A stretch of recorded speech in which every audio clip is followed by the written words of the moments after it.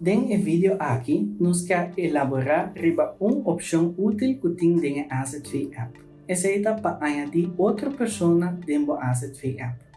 Botin um menor de idade ou quer añadir outro membro de família dentro do AZV App, essa aqui está possível.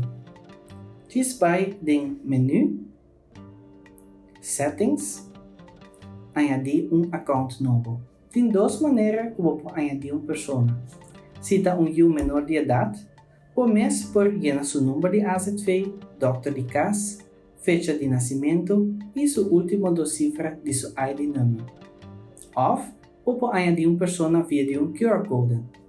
Dia mais, manda papel de identificação, ID, rebase ou passport, junto com a informação da pessoa que você quer añadir e vai receber QR Code via de e-mail. Se aqui está o e-mail, onde você manda a informação aqui. Clique riba registrar o QR Code, scan ou copy e paste o QR Code dentro da AZV App e agora você clique riba cambio de account, você vai o account, mas seja de você ou outro membro da família que vai add dentro da AZV App.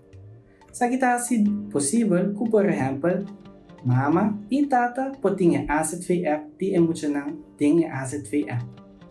Siga-nos no Facebook e like-nos para conhecer mais da AZV App.